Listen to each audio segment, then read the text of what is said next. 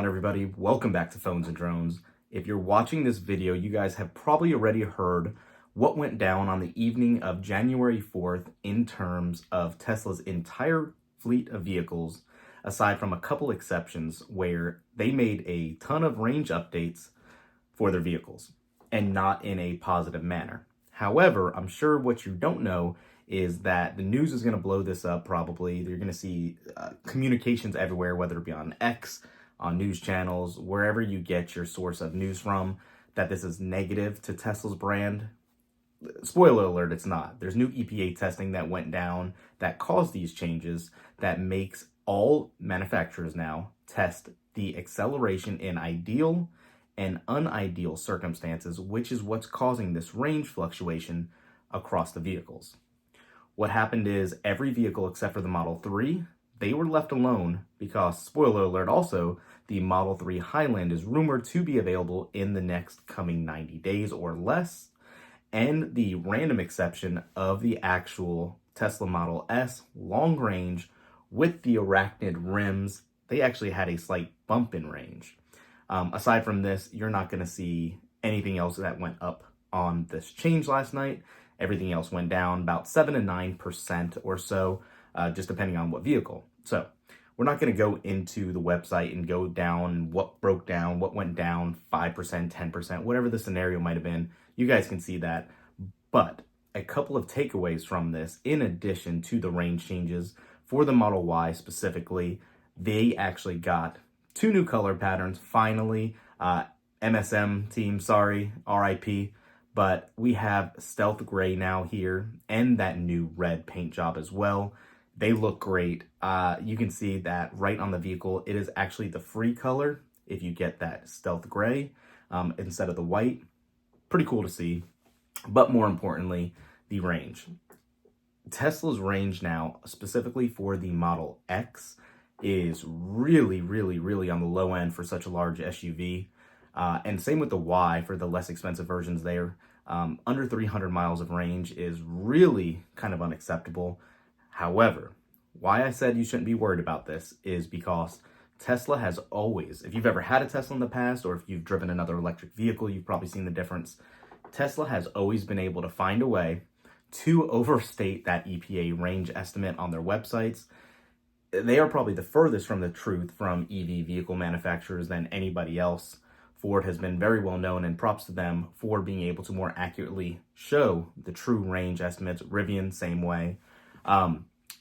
These ranges that you're seeing now are just having to be displayed, whereas before, the higher rated ranges, you were not even coming close to those numbers. Now these numbers that are being shown are more reflective to true to life measurements. Everyone knows these EPA measurements are still just kind of a joke because you're never going to be in ideal conditions, driving the certain speed limit with the perfect weather conditions, with HVAC going at a certain temperature or whatnot. So it's all going to be relative to the driver. They say people average only 32 miles of driving a day across the United States. So even if you get a car with, say, hypothetically now, 280, 300 miles of range, you're really only going to be getting about 260 of that usable, and even less depending on what you set your charging limit to, because you know you're not going to be driving with 100% battery all the time. It's something to keep in mind, not to let sway your decision on this vehicle. Now again, is it disappointing to see that it went down instead of up? Of course it is. Tesla's been preaching 500 miles as the magic number until recently, when they've slowly been coming back down from that. Obviously, it's all speculation on our part, but we truly think Tesla does have the capability to build a car with a 500-mile range, but chooses not to do so just yet. If Lucid can come close and do what they're doing right now with their Airs and all that, you can't tell me Tesla cannot. Even if it includes adding a little larger battery capacity and all that, it can be done. But Tesla knows they have all the data in the world now from all of these miles driven from all kinds of different drivers, what that magic daily number or total number for miles would be. So while we're talking about this also, let us know in the comments. I'm really excited to see, does this just kind of like turn you off of wanting to get a Tesla now? Or has it not hindered your view and anticipation to buy a new vehicle? Obviously, having talked about the Model 3 Highland refresh, This should be coming very, very soon. There's rumors it could be in a couple of weeks, but we definitely know by the end of Q1 that will be the case. What these rated numbers are going to come in at are going to be, these vehicles have been tested with these new EPA ratings right now. So it's going to be very exciting to see what these numbers come out to be for this vehicle. I don't know if necessarily it's going to be the end all be all. We're still anticipating that $25,000 vehicle for everyone.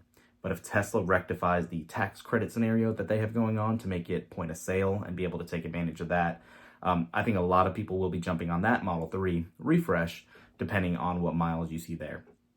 But again, the overarching theme in this whole video I want to preach and nail home is do not be discouraged by this range drop estimate. It is nothing different than what Tesla has already been doing. These batteries are probably still the exact same as they were yesterday if you ordered earlier in the day than what you would have gotten later in the day. I'm not sure if this is a quote-unquote model 2024 change or what the cutoff is going to be for what vehicle you'll get, for what that rated range will be just yet. But keep in mind, if you ordered one 2 days ago or today, you're going to get the same vehicle, same range, just showing a little differently on that Monroe sticker. Let us know in the comments down below again, guys, what you think. Thanks for watching. We'll catch you in the next one. Peace.